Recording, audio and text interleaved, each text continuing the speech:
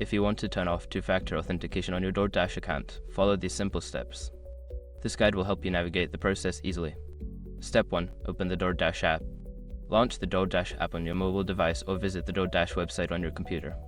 Make sure you are logged into your account. Step 2. Access account settings. Navigate to your account settings.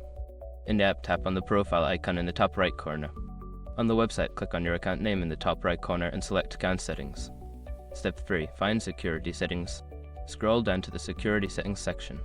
Look for the option related to two-factor authentication or two-step verification. Step 4. Disable two-factor authentication. Select the option to disable two-factor authentication.